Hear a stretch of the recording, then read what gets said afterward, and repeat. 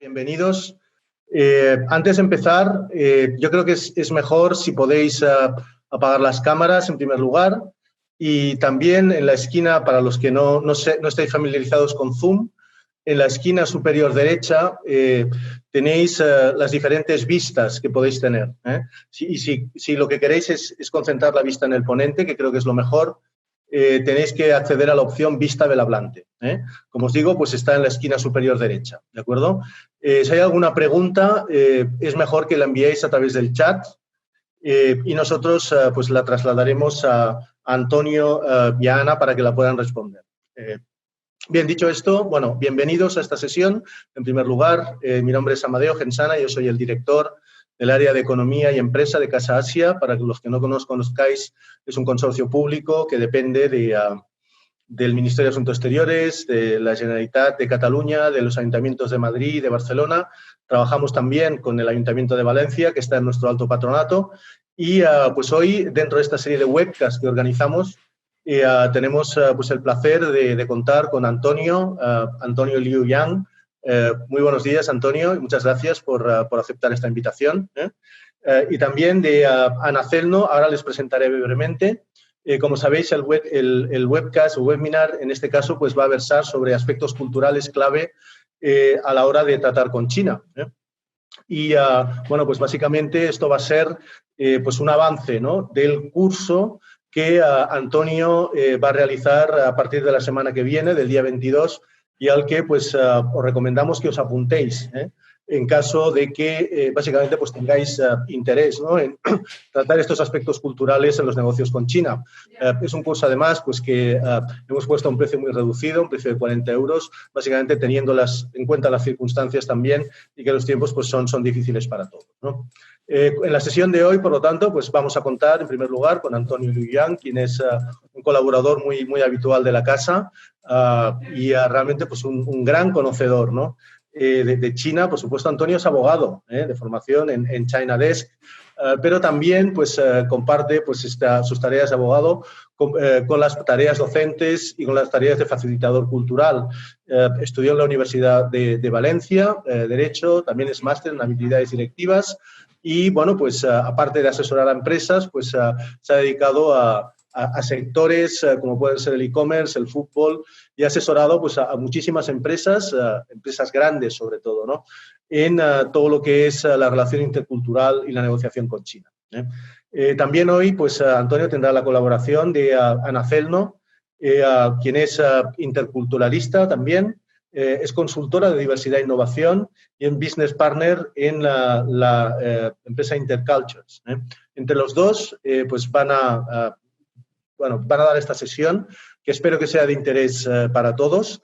Y yo, por mi parte, pues poco más.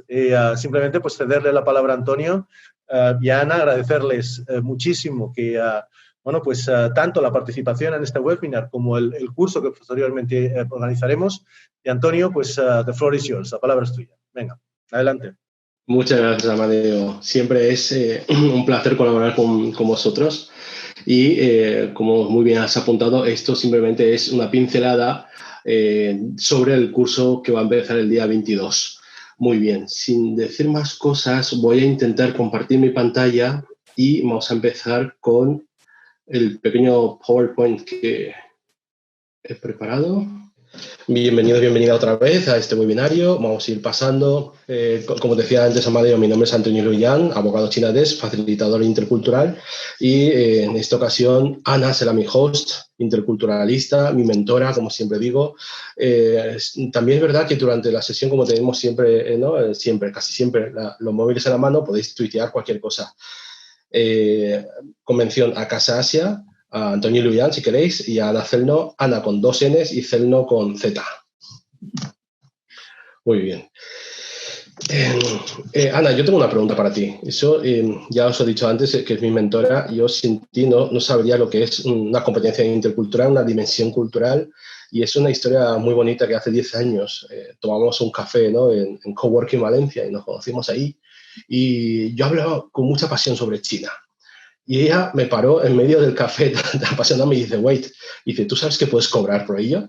Y yo digo, ostras, bueno, esto no lo sabía, ¿no? Y gracias a ella me he metido en el mundo de la docencia, de la formación intercultural para empresas, instituciones, universidades. Y esta es la pregunta que estamos planteando incluso en nuestros cursos, ¿no? ¿Por qué la competencia intercultural es tan importante para el mundo de los negocios? Ana, ¿qué me puedes contestar sobre esta pregunta tan abstracta, ¿no? Sí, porque esto de la competencia intercultural a la gente le suena a chino total, ¿no? Totalmente. Ya que estamos hablando de China, ¿no? Pues algo que suene a chino. Antes de responderte esta pregunta, quiero volver a este momento en este coworking. No sé si te acuerdas que yo te pregunté, yo quería saber cómo te llamas, porque tú me has dado tu tarjeta y yo veía ahí... Con dos manos, como dice, ¿no? La gente no, hay que dar la tarjeta con las dos manos, perfecto. Yo no me acuerdo si en tu tarjeta ponía Yang, Liu, Yang, Antonio, no me acuerdo. En cualquier caso, yo sabía que los chinos, los nombres no son al revés. Yo algo sabías, algo me sonaba. Entonces, mi profesora de comunicación intercultural en Alemania me dijo, si tienes dudas, pregunta y no sabes cómo llamar a la gente o cómo se pronuncia su nombre, pregúntale, ¿y tu madre cómo te llama? ¿Te acuerdas que me respondiste? Sí, le dije, digo, mi madre me llama hijo, ¿no? Por mi rol dentro de la familia. Sí, y así yo entendí como la importancia de las relaciones confucianas en general y la importancia. Exacto, de hecho es algo que luego comentaremos, el tema de la jerarquía, ¿no? Que la gente cuando dice jerarquía o distancia con el poder, siempre pensamos que es tu jefe y el empleado, cuando realmente está presente en el mundo académico, en el mundo político, en la población en general y sobre todo dentro de tu familia. Dentro de mi familia, yo creo que, mira, yo tengo casi 40 años y casi jamás le he llamado a mi madre por su nombre, ¿no? Y es algo curioso, siempre será mamá, siempre será papá, pero en otras culturas, cuando cumple cierta edad, a los padres se le llaman por su nombre de pila. Y es algo muy curioso y muy chocante para nosotros, ¿no? Para nosotros los chinos, en ese sentido. Vuelvo a tu pregunta, entonces, sí. Ahora, ¿por qué la competencia cultural? Porque es importante, pero primero, lo que es, ¿vale? Porque hemos dicho que suena a chino y a veces la gente la competencia la asocia con la competitividad, que no es el caso aquí, ¿vale? La competencia podemos decir que el sinónimo de este concepto sería la inteligencia intercultural, no es exactamente lo mismo, pero sería lo más parecido. Y la competencia intercultural es un conjunto de conocimientos, de habilidades y actitudes que te ayudan a tener una colaboración, una comunicación exitosa. Eso también se podría abrir otro tema, que significa que una colaboración o comunicación es exitosa, pero en general algo que te permite tener una colaboración en la que disfrutas y no tienes que subir las paredes porque no entiendes a la otra persona. Cuando hablamos del conocimiento, no es solo el conocimiento de las claves culturales, de eso vamos a hablar luego, ¿no? Vas a comentar un poco cuáles son estas culturales de la cultura china, sino también el autoconocimiento, ¿no? Yo viniendo de la Europa del Este tengo un estilo de comunicación totalmente diferente que el de Antonio. Y tengo mucha suerte porque Antonio tiene mucha paciencia, ¿vale? Entonces no me está mandando a tomar ahí, ¿cómo se dice? ¿Tomar fresas? Sí, no, son muchos años. Entonces, sí. Pero nosotros tenemos una habilidad que se llama metacomunicación, que podemos hablar sobre nuestras diferencias en comunicación y eso nos permite seguir trabajando y estar a su lado ya 10 años, ¿no? A pesar de estas diferencias culturales. Y esto es lo bueno porque ambos dos nos hemos acercado, porque en el fondo nos seguiremos queriendo comunicarnos, ¿no? Ese sentido. Y esto pasa muchas veces cuando haces negocios en otras culturas, que tú piensas, ese no se entera, el chino de turno me vuelve a engañar, me puentea. Claro, son percepciones tuyas sobre la otra parte y la otra parte tendrá sus percepciones sobre ti. Y si ni uno de los dos hacéis algo por acercarse o por minimizar ese gap cultural que decíamos en el vídeo promocional con Guillermo, pues el negocio no se hace. Y te llevas una mala impresión de la otra parte, ¿no? Y eso es y dices, no vuelvo porque me copian, porque tal, porque son unos vagos. Y eso nos ha pasado cuando hemos trabajado, Ana y yo hemos trabajado en varios proyectos medio con alemanes, chinos y españoles. Y los alemanes tenían unas impresiones, ¿no?, sobre los españoles que curiosamente los españoles tenían los mismos sobre los chinos, que son unos vagos, que no entrega plazo, que no dicen las cosas de forma directa. Claro, esto al final, la interculturalidad lo vivimos en muchos ambientes, en muchos ámbitos y sobre todo cada cultura es muy diferente a la otra. Sí, y luego hay culturas que son orientadas hacia las relaciones, ¿no? Donde las relaciones son muy importantes. Entonces, tú tienes que saber, antes de hacer el negocio, cómo ganar confianza, ¿no? Cómo establecer esta relación. ¿Cuánto tiempo y energía tienes que invertir para establecer una relación que te va a llegar a hacer los negocios? Y creo que en China, aquí la paciencia y el tiempo... Sí, es verdad, pero la gente cuando... Es que, claro, esto es como ponemos el ejemplo de iceberg, ¿no? Pues si mencionamos solo la parte, no, es que China es una sociedad orientada a relaciones versus orientada a resultados. La gente dice, bueno, pues anda que no buscan resultados los chinos. Pues por supuesto, pero ese resultado se llega a través de las relaciones, no solo de los resultados por resultados. Esto hay que entenderlo. Igual que la gente dice, no, anda que no hay competitividad dentro de China y habláis de colectivismo. Por supuesto, pero colectivismo significa que no significa que es ausencia de competitividad, por supuesto. Pero antes era su gente, entre comillas, ¿no? O mi familia, mis amigos, antes que la gente que viene de fuera.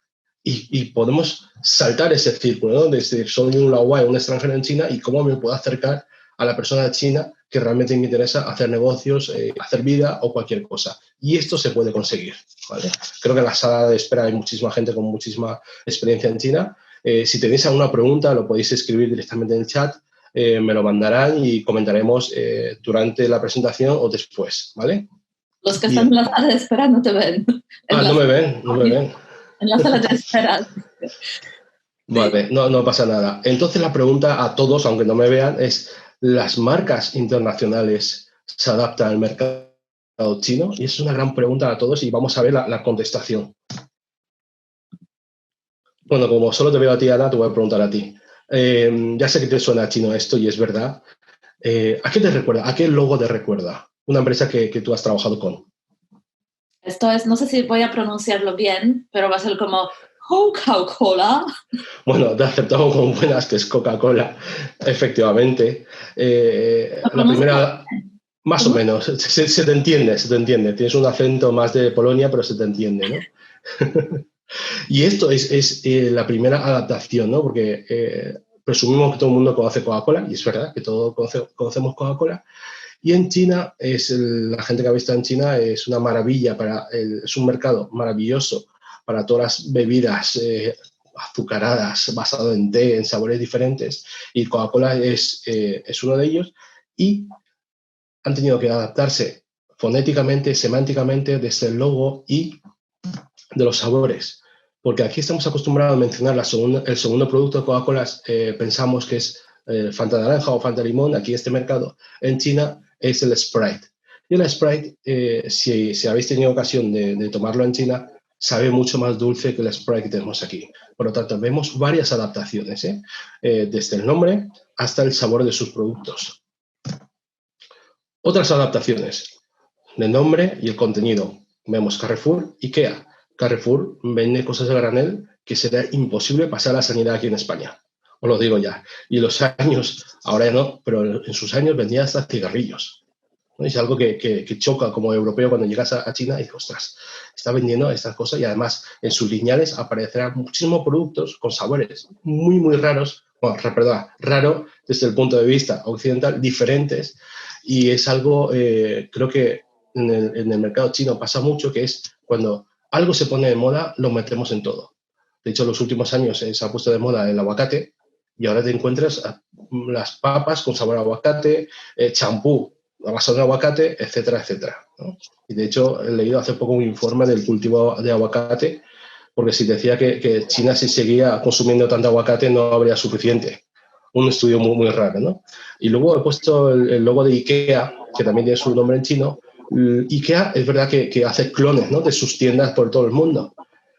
Tuve la suerte de pasear dentro de IKEA. Efectivamente, seguía el mismo mapa de distribución, menos en un sitio. Ana, ¿puedes adivinar en qué sitio era diferente dentro de IKEA? ¿Tú frecuentas mucho IKEA?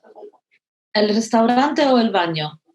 Bueno, ostras, son buenas preguntas. El baño no he llegado a entrar, el restaurante está cerrado, pero tiene que ver con el restaurante. En la parte de utensilios de cocina, ¿vale? Había muchísimo tipo de palillos y no había casi nada de cubiertos. Y es algo cultural, ¿no? En ese sentido. ¿Por qué había muchos tipos de palillos? Sí, diferentes tipos, acabados. Sí, hay diferentes tipos de palillos. Aunque te suena ahí todo igual, hay diferentes tipos de palillos, ¿vale? Diferentes acabados, lacados, más natural, menos natural. Si hablamos de palillos coreanos, pues son los de metálicos y tal, pero sí que lo he llegado a ver mucha variedad, ¿no? Dentro de IKEA. Y es algo muy curioso porque si piensas, estamos hablando de grandes marcas que se están adaptando al mercado chino. Usos y costumbres en ese sentido. Vale, aquí. ¿Puedes decirme algo de lo que está arriba, que parece un bol de cereales, pero no son cereales? ¿Qué ves ahí? Que veo algo de cereales. Muy bien, algo de cereales, muy bien. Veo alubias. Muy bien. Leche de arroz, por ejemplo. Leche de arroz. Vale, te pregunto, ¿qué sabor piensa que tiene esto? ¿Salado o dulce? Agridulce. No, una broma. No. Yo diría que es dulce. Vale, pues si hacemos una encuesta por todo el grupo, seguramente la gente coincide contigo, pero es salado. Es el congee, lo llaman así el congee, pero es el chou, el sifa, que es una especie de arroz hervido que es para el desayuno. Esto es el menú del desayuno. O sea, a un momento hemos pensado que McDonald's se metería en el mundo de las sopas, porque esto es caldoso. O sea, es algo imposible de concebir, ¿no? Aquí en España que McDonald's se meta en el negocio de las sopas y deje de vender hamburguesas en el desayuno. Adaptación. Y esto es... vale, tú has visto el logo. ¿De qué empresa es esto? KFC, Grupo Hambre. Sí, Kentucky Fried Chicken, totalmente. Y vemos ausencia de pollo menos el cubo de abajo, que son, alitas de pollo, pero otro tipo de cocción, ¿no? Y vende pinchitos con una salsa picante y es algo fuera de lo que entendemos aquí por KFC, que solo pensamos en pollo frito. Alguna vez ha intentado hacer algo fuera de pollo que no está empanado, pero nunca ha triunfado. Pero en China está triunfando todo lo nuevo, ¿no? Están probando con el mercado y la verdad que sorprende muchísimo las adaptaciones que está haciendo para el mercado chino, pero no ahora, sino desde siempre. Si no me equivoco, el Kentucky Fried Chicken fue de los primeros restaurantes extranjeros tipo franquicia que entraron en China en el año 89. Corregirme si la gente del chat tiene otros datos. Y yo le recuerdo, porque yo estaba en China y la primera vez que probé Kentucky Fried Chicken no me pareció más allá. Me pareció un ambiente muy distinguido para los 80, finales de los 80 en Beijing. Era algo muy caro y la verdad que recuerdo un sabor muy, muy diferente a lo que es ahora lo que está haciendo con Kentucky Fried Chicken dentro de China, ¿no? Otra adaptación que tenemos aquí. Y esto, el logo, por supuesto, ya nos pregunto qué es. Vemos claramente que es Starbucks, pero quizás el tipo de pastel os choque un poquito. Los mooncake son lo que toma en la fiesta de la luna llena en China, el 15 de agosto, el calendario chino, que siempre es un pelín más tarde, ¿no? Porque empezamos el año chino más tarde. Y es algo que simboliza la reunión familiar. De hecho, se regala en cajas de lujo a los amigos familiares, un intercambio.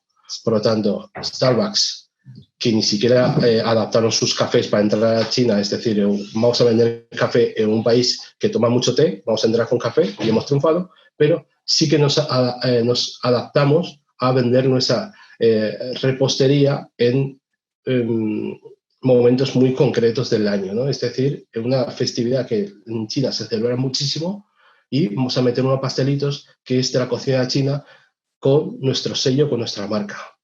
Otra adaptación. Bueno, y esta mi favorita. ¡Wow! Papas con sabor a paella, que esto cuando salió chocó un poquito, pero ahora en Consum ya lo tiene en su versión. Y la otra es de Lay's, que es ensalada fresca. Fijaros, así la próxima vez mi mujer que me diga, ¿has comido ensalada? Le diré, sí, he comido ensalada, por supuesto. En las papas, pero he comido ensalada. Y he puesto esto porque me gusta mucho la historia, Amadeo ha comentado antes, ¿no? He trabajado en varios sectores y durante un tiempo me he querido dedicar al mundo, a conocer, mejor dicho, al mundo de los turistas chinos que venían aquí a España. y he gestionado varios grupos, gente VIP que venía de aquí, pues en una parada de esto digo, vamos a comer la auténtica paella aquí en Valencia, ¿no? Y claro, fue un fallo mío cultural porque ya os cuento todo, ¿no? A veces me siento mucho más español, a veces me siento muy chino y esa vez, en vez de sentirme más chino que español, lo hice al revés. Me sentí más español que chino, orgulloso de nuestra paella de aquí en Valencia, de la Terreta. Valenciano. Valenciano, español valenciano en ese sentido. Y le dije, venga, vamos a comer una paella auténtica, ¿no? Yo, es un sitio que hacía paella, tal. Y claro, el concepto de paella en China se ha traducido como Ximaya Haisien Fan. Ximaya de España, Haisien de marisco, Fan de arroz. Arroz con marisco de España. Arroz con cosas. Arroz con cosas, exacto. Pero claro, tú lo dices o sea, tú dices con palabras arroz con marisco, arroz de marisco en chino, pero en tu mente, en mi mente, estaba pensando en la paella de Valencia aquí, que lleva pollo, conejo y no lleva marisco, o por lo menos no es la mixta que se vende por ahí. Y claro, yo le pedí una entera de esto, orgulloso, súper contento, digo, vas a probar la auténtica con socarrat, con todo. La gente empezó a comer y empezó el típico, ¿no? Con la paella, buscando. Digo, ¿qué estáis buscando? Y dice, al marisco, ¿no? Y digo, no lleva marisco. Y dice, ¿y cómo va a ser? O sea, me dijo así, dice, ¿cómo va a ser el arroz con marisco que no lleva marisco? Y claro, entonces fue el momento en que yo caí y dije, vale, muy bien. Estamos pensando en cosas diferentes, culpa mía de no haber adaptado a la situación, no he pasado el switch, ¿no? a la mente china. Y la gracia de esta tarde fue en WeChat, que subieron todas las fotos con el hashtag o el comentario de una paella de mariscos y marisco. Y fue muy curioso cuando caí también, es verdad, porque Ana y yo llevamos en el mundo de la interculturalidad mucho tiempo, pero a veces siendo expertos o siendo profesionales del campo, hacemos pecados de este tipo. Por lo tanto, es un consejo que si a un día vais a China y a una vez seguramente metéis la pata, tampoco penséis que es el fin del mundo porque se os perdonará. Bien, y dicho esto, es otra pregunta para el público. ¿Y qué hacemos las personas para adaptarnos al mundo chino? Ana, si tú fueras, o si te tuvieras que ir a vivir a China, ¿qué adaptaciones harías? ¿Qué haría para adaptarme al mundo chino? Yo creo que primero intentaría observar mucho, intentar hacerlo sin juicio. Entonces, cuando encontraría algunos comportamientos, pues en el primer momento me parecerían raros, intentaría pensar, qué curioso, ¿por qué se comportan así? ¿Qué hay detrás? ¿No? A mí lo que me pasó hace unos años, sin irme a China, pero teniendo una clase entera con los estudiantes de China en un programa de Study Abroad aquí en Barcelona, pues yo sabía muy bien, al nivel como cognitivo de conocimientos, yo sabía, la jerarquía es importante. Lo que esperan de un profesor es que da mucho input, que clases menos participativas, que simplemente el conocimiento, escuchar, etc. Pero un día, y casi siempre, la gente llegaba mucho antes a la clase, de la hora en punto. Y un día yo entré a la clase como en el último momento, todo el mundo ya estaba ahí súper expectante, y yo, venga, vamos, hacemos el trabajo por grupos, separados por grupos. Nadie se movió. Y yo, sacando mi humor polaco, ya, hola, ¿qué parte de la frase no habéis entendido? Es que también me ha costado como, ¿no?, morderme la lengua. ¿Qué parte de la frase no habéis entendido? Yo quería ser como graciosa, ¿no? Y nadie se movió. Sí, pero que esto en España incluso es bastante directo, ¿no? Si no te ve la cara o no te conoce. Es lo que está pasando cuando estás bajo del estrés, conectas con tu autopiloto. Correcto, ¿no? correcto. La competencia intercultural te la olvidas de ella, de todo lo que sabes te olvidas. Estás bajo del estrés, conectas con el autopiloto, con lo tuyo. Entonces ellos no han reaccionado, no había ningún momento, yo tenía como calmarme un momento y pensar, vale, pues explicar poco a poco, ¿no? Yo tengo que reconocer que mis primeras clases para los grupos chinos han sido súper difíciles, porque aunque yo sabía, era como contra mi estilo de enseñanza, ¿no? Mi estilo totalmente. muy engaging, hago preguntas y yo sabía que no me van a hacer preguntas para no perder la cara, ¿no? La suya, la mía y de todo el grupo, pero sí que ha sido muy difícil. Entonces, sí que me prepararía, intentaría entender cuáles son las claves culturales y luego creo que intentaría no juzgar, tomarme mucha paciencia, tener el control sobre mis emociones, porque en estas situaciones cuando no entendemos al otro y nos parece como raro, pues sí que, ¿no? Hay mucha inseguridad. Las emociones no son, ¿no?, del amor y paz mundiales, son otras. Entonces creo que intentaría como observar mis emociones y ser muy más zen, y probablemente utilizaría mucho más el Headspace, que es mi aplicación favorita para meditaciones y respiración. Por supuesto, siempre se recomienda, ¿no? Paciencia con el mercado chino. Y es verdad que paciencia, pero muchas veces los chinos no lo tienen con nosotros. Esta vez me pongo la parte española. Pero no enseñan, ¿no?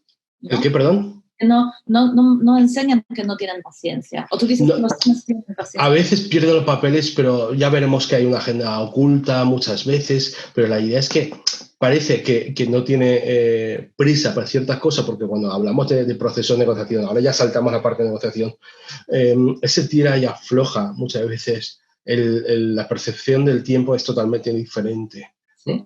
Y la idea de esto, vuelvo ya a hacer un poco la publicidad, ¿no? Estamos hablando de aspectos culturales clave. Casa Asia ha ofrecido muchísimos cursos de diferentes tipos, ¿no? El tema de más macroeconómicos, más geopolíticos, más centrado en e-commerce con Luis Galán. Una gran persona que sabe muchísimo de e-commerce, y yo viendo estos cursos digo, vamos a trabajar el aspecto cultural, porque al final esto es transversal, ¿no? En ese sentido, tú puedes trabajar en e-commerce, pero necesitas esta parte para entender tus proveedores, para entender cómo funciona la mentalidad china, para entender un poco más a tus consumidores, aunque sean millennials, aunque sean muy jóvenes, pero hay unos ciertos valores que ellos comparten. Sí. Estamos hablando de geopolítica, perfecto, pues tienes que pensar cómo vienen los cánones chinos de la hora de pensar. O sea, al principio de todo has mencionado unos valores confucianos. Los valores confucianos ha funcionado y vuelve a funcionar porque realmente la distancia con el poder, la jerarquía está muy marcada. Por eso funciona. Si no, imagínate si Confucio en su día, en vez de apostar por el tema de rey, súbdito, emperador súbdito, hubiera apostado por unos valores planos, es igualitario para todos, no hubiera sobrevivido 2.500 años esos valores, porque al que gobierna igual no le hubiera interesado, ¿no?, en esa filosofía de hacer las cosas. Claro, pues todo tiene su punto de conexión, y esto es lo que vamos a hacer en el curso, ¿no? Reflexionar sobre la parte cultural, que yo sé que las culturas cambian, que son dinámicas, pero siempre hay ciertos valores que comparten, es una evolución, no cortan de la noche a la mañana a cero. Ahora somos súper individualistas y apostamos por la libertad 100% y queremos ser más americanos que chinos. Esto va a pasar, quizás sí, pero no es ahora. Y si pasa, no es de la noche a la mañana, será progresivamente, ¿no? Esto. Y dicho esto, ¿qué hacemos con la persona? He hecho esta pregunta con un poco de trampa porque muchísima gente me dice orgullosamente y con mucha razón que he aprendido a comer con palillos, con mucho orgullo, ¿no? Y te manda de expat a China con un proyecto innovador que tienes que negociar, tienes que tal, en vez de preocuparte por las cosas que realmente, ¿no?, te ayuda a comunicarte mejor. No solo el idioma, que la gente también con mucho orgullo empieza a aprender el idioma.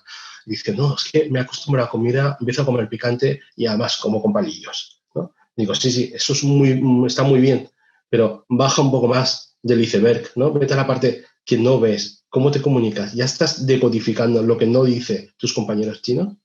Te mando como jefe y ya eres jefe al estilo chino, o sigues siendo el líder que tú piensas que eres aquí en Occidente después de un coaching, un máster, ¿no?, de habilidades directivas, que tengo que ser colega de mis empleados para hacer un push, no tengo que... O sea, al final estas cosas de momento en China no están funcionando, por lo menos en la mayoría de empresas que yo conozco, ¿no? Esperan que tú seas el jefe y por lo tanto que hagas cosas de jefe, ¿no? O entender la mentalidad china, oye, ¿por qué no puedo criticar abiertamente algo o a alguien, ¿no? ¿Por qué tengo que dejarle ese mianza que decíamos nosotros, ese respeto? ¿Por qué una venta a puertas frías no funciona? Pues son cosas que tenemos que cuestionarnos porque vamos a a una sociedad diferente, ¿no, Ana? Y muchas veces me acuerdo que al principio de todo siempre me decías, tenemos que pasar del etnocentrismo a un etnorelativismo, relativismo, en ese sentido que no lo tuyo es lo único, ni asumirlo como lo mejor, ¿no? Lo único que funciona en el mercado.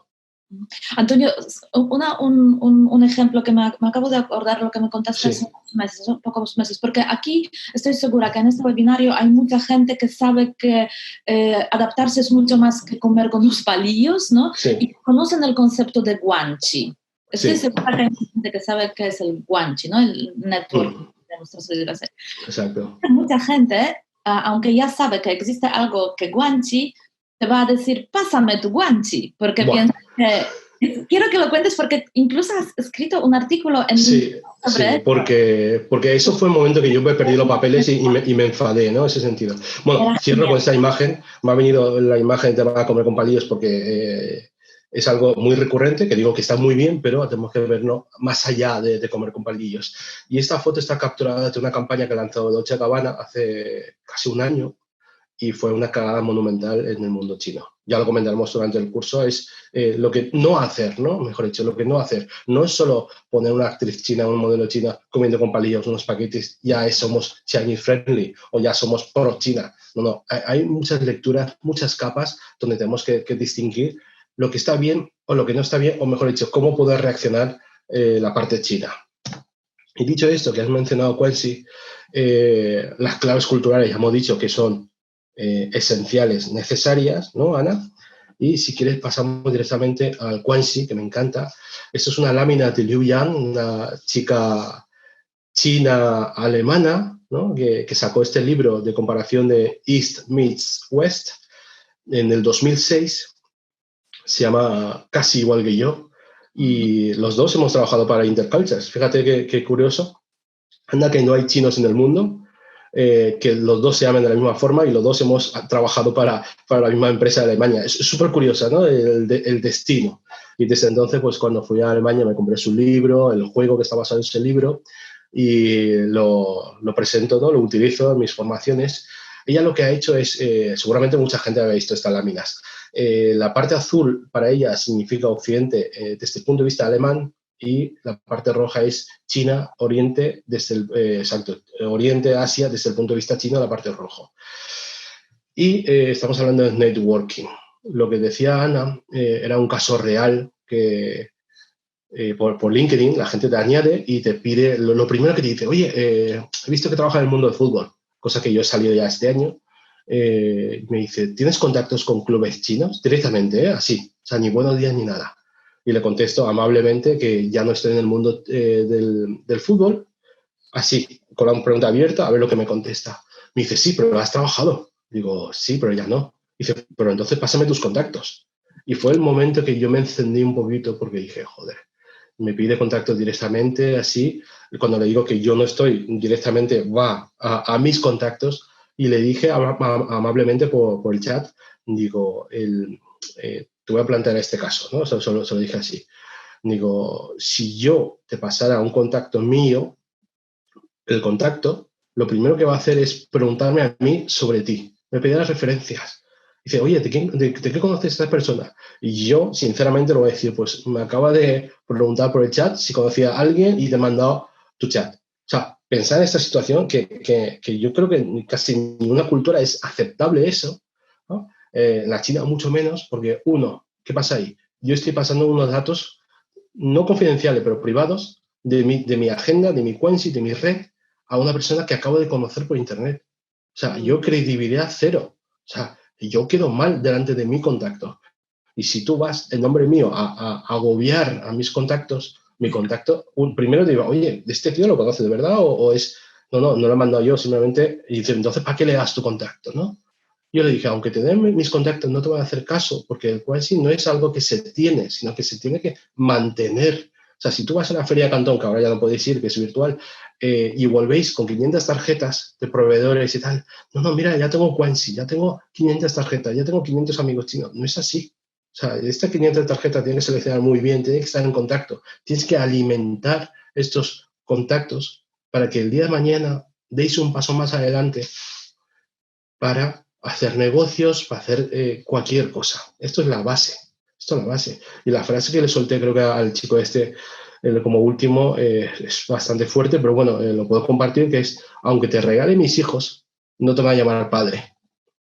Y con esa frase cerré la conversación, luego borré el nombre y tal, lo puse en un post de LinkedIn, que lo podéis encontrar, veis toda la conversación que es real, y es algo que me hizo reflexionar, ¿no? Es decir, o sea, una llamada a puerta fría, que a lo mejor el estilo americano puede funcionar, pero dentro de China, hasta que se estropea cualquier cosa dentro de casa, no se te ocurre llamar al primero que encuentres en la agenda, sino siempre es a tu vecino, a alguien, oye, ¿conoces a alguien que pueda arreglar esto? O sea, siempre va por contactos. Por lo tanto, por eso se ve lo caos, ¿no? El caótico caótica que se ve la imagen, porque es así a nivel de contactos. Sí. Y Luego, sí. respetar la jerarquía cuando estás haciendo los contactos. Yo he escuchado de muchos expatriados, y trabajo mucho con los expatriados alemanes que van, ¿no?, a China o a diferentes partes del mundo, y lo que he escuchado es que ellos, cuando quieren hacer esos contactos, si no pueden hacer un contacto y es decir, relacionarse mucho con la gente que está más por debajo en la escala, en la jerarquía, en la organización. Entonces, aunque ellos son como de jerarquía súper plana y les gustaría mantener estos contactos, pues ahí hay esta barrera de que le están viendo como jefe y es muy difícil, o a su mujer también es la mujer del jefe, entonces a la mujer es difícil hacer contactos y mantener networking con gente que no está en el mismo, ¿no?, digamos, en el mismo nivel jerárquico. Entonces, cuando haces guanchi tienes que ser consciente de los valores, ¿no? También. Vale, es que estoy leyendo ahora el chat ahora. Me dice, pregunta, ¿qué tips nos puede dar para ganar la confianza de los chinos? Lleva tiempo o paciencia, pero ¿nos recomendáis para que sea un éxito? Lidia dice ahí, éxito no podemos asegurar. Tenemos que ver qué tipo de contacto estás buscando, qué tipo de proveedor o cliente estamos buscando, pero sí que tengo que decir que en el curso va a ser totalmente práctico, ¿vale?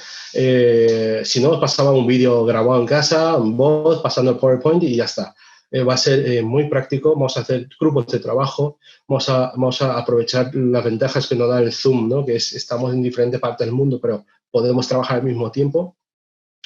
Y sobre el tema de confianza, pues, yo había pensado en un ejercicio, si somos el número adecuado, lo podemos hacer, es a través de WeChat empezar a construir esa red de contactos. Ganar de confianza ahora mismo, estando en la distancia con tu amigo o tu proveedor chino, tu cliente chino, es alimentar, buscar, provocar experiencias en común.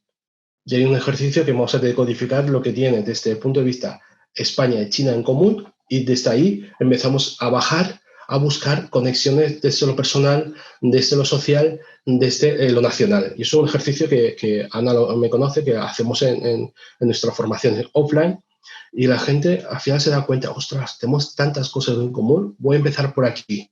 Y a partir de ahí se empieza a generar el Quanxi, las relaciones. Es verdad que sois la OBAE, que es extranjero, pero se puede, os digo que se puede, saltar esos círculos y llegar a parte casi familiar. Porque en China, cuando te quieren mucho, te dicen, te tengo aprecio como una hermana, como un hermano. Eso es muy positivo, ¿no? De saltar la parte de amigos y tal, la barrera de confianza es directamente llegar a la parte familiar. ¿Eso es fácil? No es fácil. ¿Esto lleva mucho tiempo? Sí, pero se consigue. Y una vez que lo consigues, te será mucho más fácil gestionar cualquier tipo de operación, por decir algo así. Vamos a ver más cosas. Vale, Javier Rodán, un saludo, que están ahí.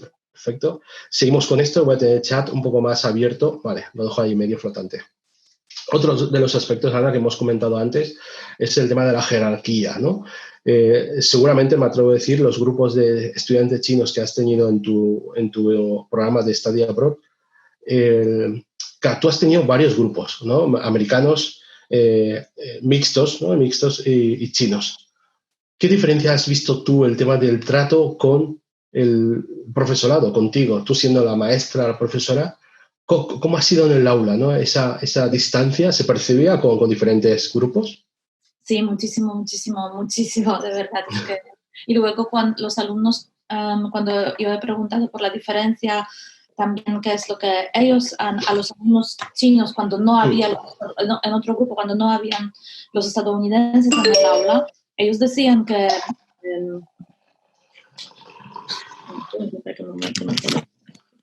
Ellos decían, ellos no entienden por qué los alumnos estadounidenses hacen tantas preguntas y roban el tiempo de aprendizaje Qué bueno.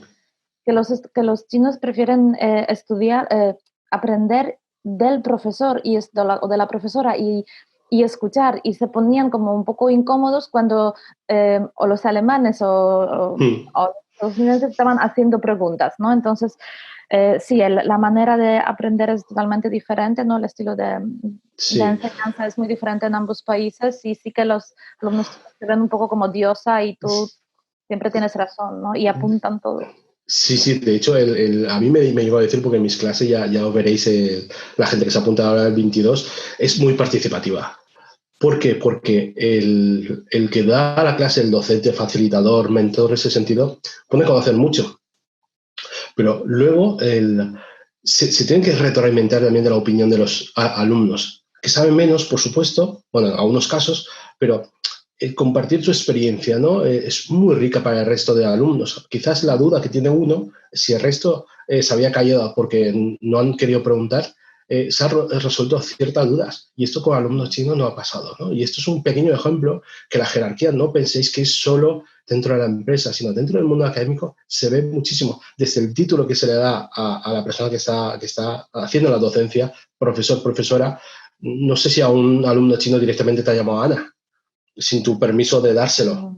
No, claro, creo que no. Lo que sí que ha cambiado, por ejemplo, después del primer trimestre, ya la segunda vez cuando tenía grupos o mixtos, sí que les estaba invitando desde el principio diciendo que aquí estáis aprovechando el potencial de la diversidad, que es una aula multicultural donde podéis aprender unos de otros, etc. Entonces, cuando recibían esta invitación y como este permiso, sí que ya no era un poco diferente. Incluso me acuerdo, una alumna que era como muy activa, pero ella decía es que ella quiere ser como los europeos. Entonces ella tenía como el chip, es que ella quiere ser como los europeos, ni siquiera los como estadounidenses. Ella tenía como este drive de, vale, me voy a adaptar, ¿no? En su caso era súper consciente. Bueno, fíjate que esa adaptación es mutua, siempre decimos, y eso es un pequeño tip, ¿no? Es decir, ¿cómo hacer que los chinos sean más participativos? Pues se le invita a crear una tercera cultura, que siempre decimos, ni en tu cultura ni en la mía. Vamos a ver qué podemos hacer con establecer unas reglas, ground rules, como dices tú, unas reglas básicas para gestionar esto dentro del grupo. Por supuesto, a la profesora se le espera que haga cosas del profesor, y al jefe, cosas de jefe. Como decíamos antes, el liderazgo que puede ser más la parte azul, funciona quizás en ciertas startups, ¿no? Las nuevas empresas tecnológicas dentro de China puede funcionar, pero en el fondo lo que vamos a ver en China, el 90% de los casos, va a ser el gran jefe que va a liderar o que va a llevar, que va a mandar sobre el resto de empleados.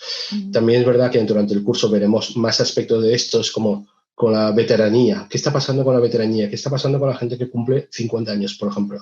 ¿Qué está pasando con roles familiares dentro con los abuelos y abuelas?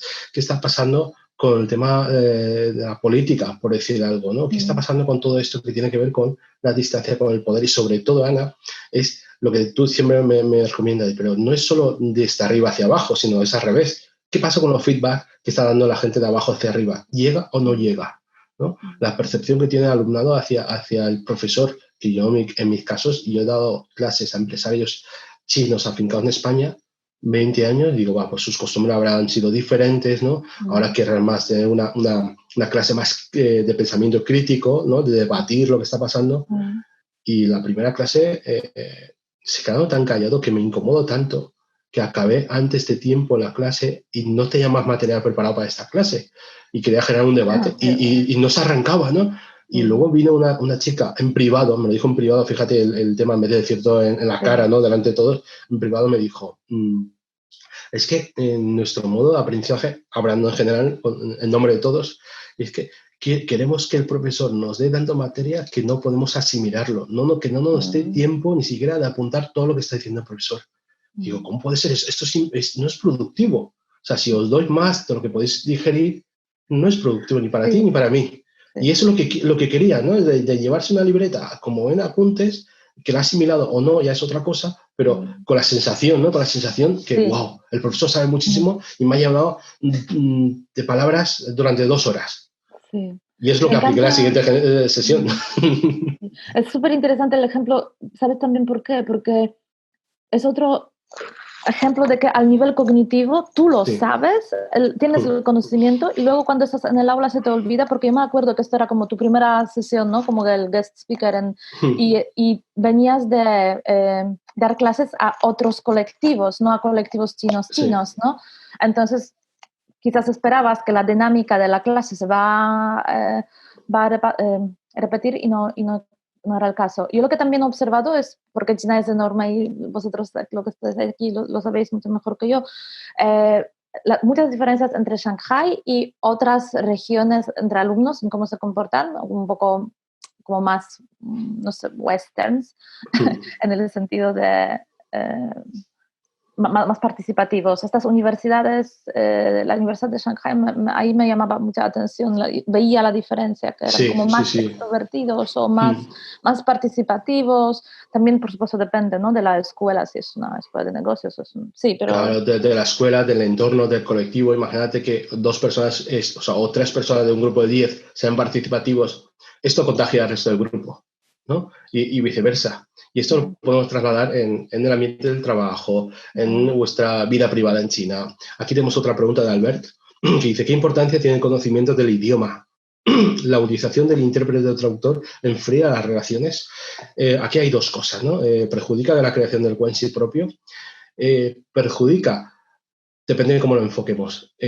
Por supuesto, si no tenemos conocimientos del idioma, tenemos que utilizar a intérpretes o a traductores, cosa que podemos jugar a nuestro favor, es decir, cuando tenemos intérprete que realmente entiende lo que queremos decir, no lo que vamos a decir, entiende lo que queremos decir desde el punto de vista más mental, lo podemos utilizar como una especie de mediador intercultural en muchas ocasiones. ¿Qué recomendación? Que por supuesto que tengamos conocimientos del idioma.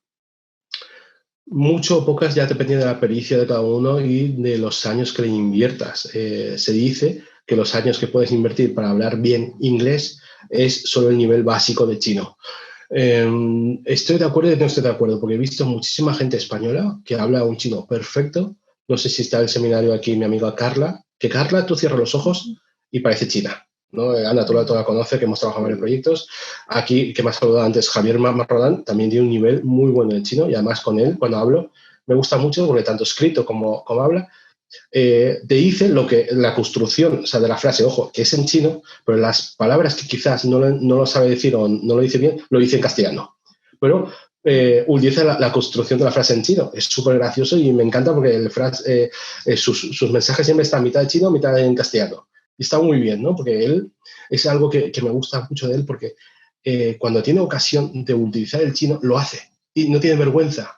Eso es algo que creo no es un handicap que tenemos aquí los españoles. No, es que mi acento es malo, no me va a entender, pero da igual. O sea, lo que tienes es perder el miedo. Y además, el chino que está en China no te va a decir, has pronunciado mal este tono o el otro tono. Así te va a animar siempre a que estudies más chino.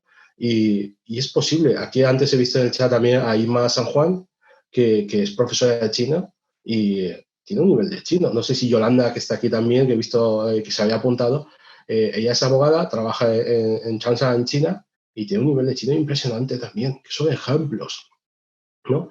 Luego, el tema de los intérpretes, ya os he comentado, la idea es que si vas a trabajar a largo plazo con China, no te dependas solo del intérprete, pero teniendo un intérprete de confianza te va a ayudar muchísimo. En vez de decir, tradúceme esto textual, puedes decir, oye, traduce esta idea, ¿no? Y ya hazlo más china, porque si no entiendes muy bien cómo funciona la parte china, a veces una palabra tan directa o tan fría, una negación tal, el intérprete tiene que acomodar, no tienes que interpretar lo que tú quieres decir y pasarlo a la otra parte. Y muchas veces, ¿qué ha dicho la otra parte? No, o sea, ¿qué ha querido decir la otra parte? ¿No? En vez de textualmente lo que ha dicho, que tú tienes que hacer un proceso de interpretar esto, directamente el filtro te lo hace el intérprete.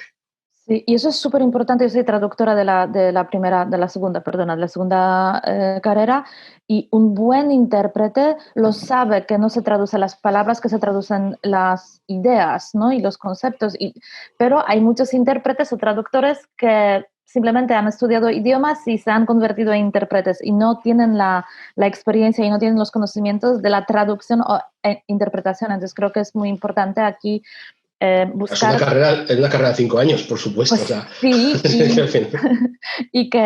y los buenos intérpretes y traductores lo saben, ¿no? Entonces hay que buscar los profesionales, no intentar ahorrar el dinero con el intérprete. Sí, igual que es el debate eterno, ¿no? Hablando del idioma, ¿no? Es decir, ¿qué es mejor? ¿Un nativo que me enseñe el idioma o una persona docente con cualificaciones, con una carrera de también de 5 años? Sí. Y nosotros siempre recomendamos las dos. O sea, la metodología, por supuesto, y luego, si quieres mejorar tu speaking, ¿no? Pues con un nativo quizás, ¿no? Con un cambio de voz. Viene bien porque al final hay nativos de muchísimos sitios. Dentro de China, pues ya me diréis. O el castellano, con mucha gente que viene, no, tengo un B1 o B2, que aquí lo que aceptamos, ¿no? En las universidades. Un chino viene con esto y le notas hablar y dices, ostras, que habla con acento cubano. ¿Por qué? Porque su profesor era de Cuba, ¿no? O acento latino o acento de otro sitio. Pero el acento, y dentro de lo que cabe, el deje de cada uno es gracioso y a mí me gusta, ¿no? De diferentes dejes. Por eso siempre recomiendo alguien que te enseñe chino desde el punto de vista formal, con metodología, con todo. Y luego, si quieres mejorar tu speaking o tu listening con nativos, que ahora puedes encontrar desde el grupo de WeChat hasta otras aplicaciones que son nativos que te ayudan, ¿no? A mejorar esas dos partes. Sí, eso creo que es como, ¿no? La importancia de la profesionalización. Hagas lo que hagas, compres lo que compres, cómpralo de los profesionales. Sí, como los diseños. El diseño lo puedes hacer tu cuñado, lo puedes hacer tú mismo, pero si es profesional, mucho mejor. Vale, lo vamos mismo a pasar... con la formación intercultural, ¿no? No, totalmente. No, que no penséis que un expat o alguien que ha estado en una experiencia Erasmus, ¿no? En un país ya te puede decir, wow, ya conozco China, ya conozco... Digo, ¿cuántas veces has estado? ¿No? O sea, no, es que he estado 3 meses en un curso de verano. Muy bien, que tu experiencia es muy rica y tu punto de vista también, pero hay mucho más allá que enseñar que siempre 3 meses, ¿no? De vivencia. Igual que estas láminas. Cuando saco esta lámina, la gente, sí, ya lo conozco. Yo lo utilizo en mis formaciones, pero sí, pero si estas láminas, si no lo explicas bien, caemos en estereotipos. Y de ahí tenemos unos prejuicios, ¿no? Y es muy fácil caer en estereotipos, ¿no? En ese sentido. Volvemos a observar esto y ya veo que falta muy poco tiempo. Vamos a ir un poco más rápido, que nos enrollamos muchísimo hablando.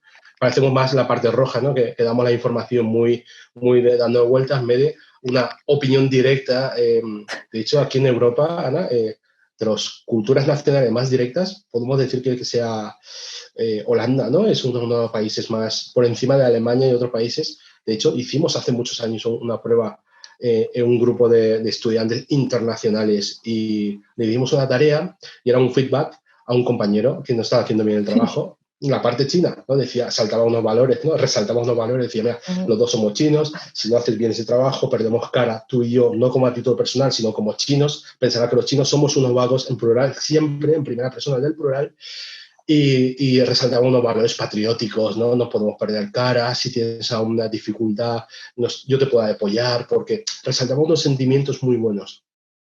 En cambio, porque es una prueba que siempre hacemos cuando hay diversidad, ¿no? Porque queremos ver el feedback real de las culturas. Y había una chica holandesa que lo dijo en una frase, que era, hay un problema y el problema eres tú. Empezó así el mail y empezó a decir lo que estaba haciendo mal la gente. Y claro, y esto es, o sea, si trasladamos esta parte a un feedback negativo en China, es súper desconsiderado, no dejar nada saving face, ¿no? Nada de dar buena cara a la otra parte, dejando muy mal a la otra parte. En cambio, si hacemos este feedback a lo chino, al holandés, se va a perder. O sea, la segunda frase que le está diciendo somos holandeses, somos guays, esto, lo otro, y dice, vale, muy bien, ya no te escucho. O sea, ni siquiera llega al final del feedback. O sea, no pueden decodificar, ¿no? Lo que estás diciendo. Por lo tanto, eso es un peligro de comunicación que tenemos que tener en cuenta y veremos ejemplos más reales que esta, con nombres, apellidos no, pero con pelos sin señal, como digo yo, durante el curso, para que reflexionemos cuál es nuestro modelo, cuál es el modelo chino. Tenemos que acercarnos, tenemos que alejarnos, porque conocemos gente también de la cultura española que es más rojo que incluso que los chinos, o de gente que habla castellano, por decir algo, ¿no? Y esto nos da que pensar que son diferentes culturas y tenemos que acercarnos muchas veces, y otras veces ese acercamiento ya lo hemos creado, tenemos que apurar un poco más, ¿no? Y yo sé que tú con esto empiezas, ¿vale? Pero es importante también darse cuenta que no se encuentran las culturas, por favor, no se encuentran las culturas, se encuentran las personas. Las personas. Entonces, las personas tienen su background, su historia, están por supuesto influenciadas por la cultura, pero luego también, y que es más importante, tienen unas personalidades, ¿no? Entonces hay que aquí entender muy bien dónde termina la personalidad y empieza la cultura, que es una pregunta trampa, y esto Antonio en el primer módulo ya os ayudará un poco a distinguir estas cosas, o si no distinguir, entender muy bien que es un juego, ¿no? Entre la personalidad, lo que es la programación cultural también, ¿no? Aquí tenemos 2 preguntas.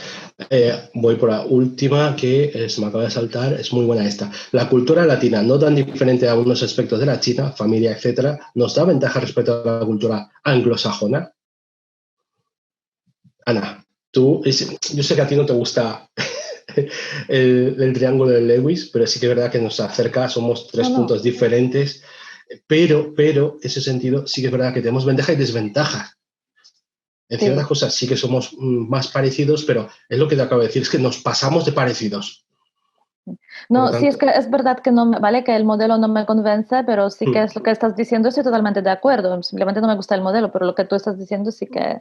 Sí, es porque ciertas cosas sí que nos parecemos. Por ejemplo, el tema de turno de palabras, cómo construye, ¿no? una conversación desde el punto de vista anglosajón y desde el punto de vista latino y desde el punto de vista chino. Son modelos totalmente diferentes, por lo tanto, ahí no tenemos ni una ventaja y además tenemos una desventaja, lo veremos analizado en el curso, pero otras cosas como el tema del valor familiar, que es algo que en el ejercicio de en qué nos parecemos los chinos a los españoles, el valor familiar siempre sale.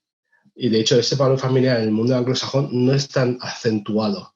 Y además, últimamente yo estoy trabajando en un libro propio, estoy leyendo muchísima bibliografía de Doing Business with China, el tema de Guanxi, el tema de dimensiones culturales, y me doy cuenta que hay mucho escrito desde el punto de vista anglosajón y que te enseña cómo hacer negocios con China desde el punto de vista anglosajón.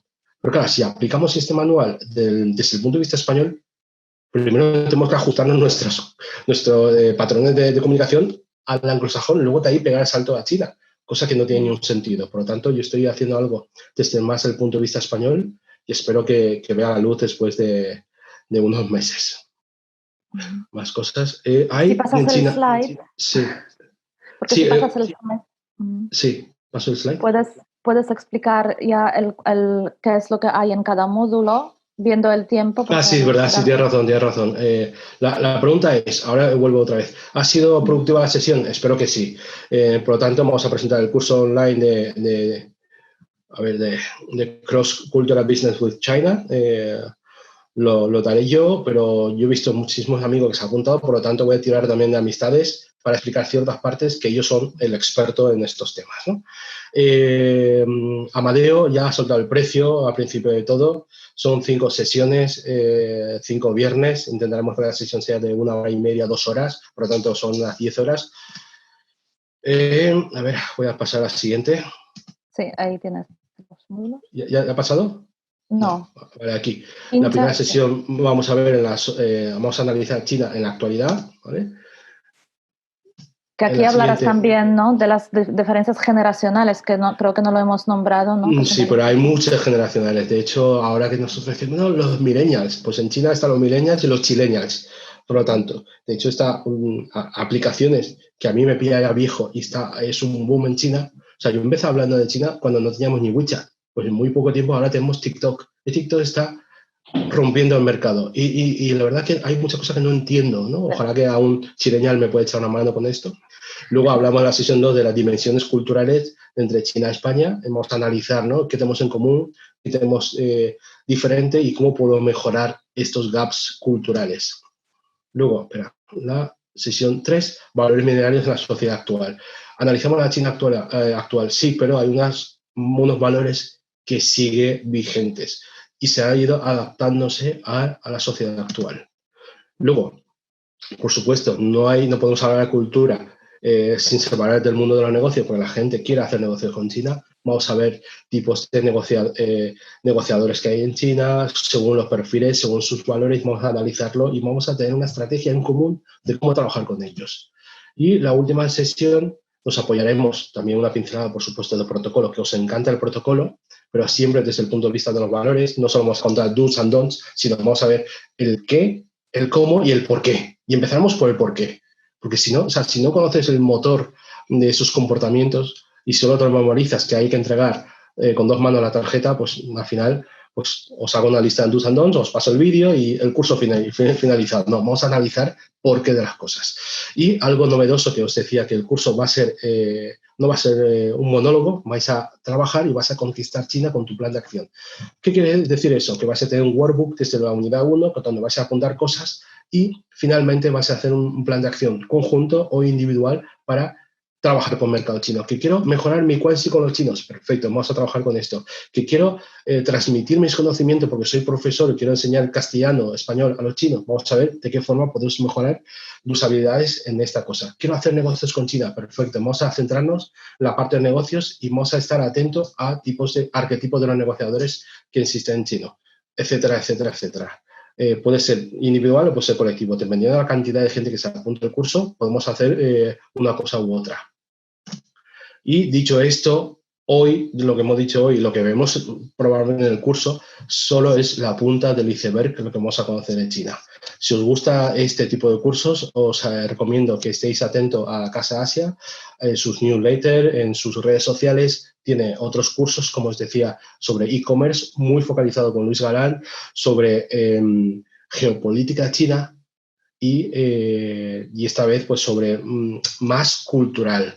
Os vuelvo a repetir, el precio, 49 euros, precio súper solidario, súper COVID. Y ayer Ana me decía, es importante en tiempos de incertidumbre, ¿no?, apostar por la formación, porque al final es lo que nos va a salvar, ¿no?, de alguna manera de formar, de reinventarnos. Quizás nunca hemos trabajado antes con China y se nos despierta la curiosidad después de este webinario para decir, ostras, China también es un buen mercado para lo que quiero hacer yo, ¿no? Y a lo mejor después de las 5 sesiones sales con un plan de acción, no un plan de negocio, sino un plan de acción de qué hacer para llevar a cabo mi negocio o mi idea en el mercado chino. Y dicho esto, no robo mucho más tiempo porque son las 11 y algo ya. Y muchas gracias por escucharnos y os doy la bienvenida a la clase del 22.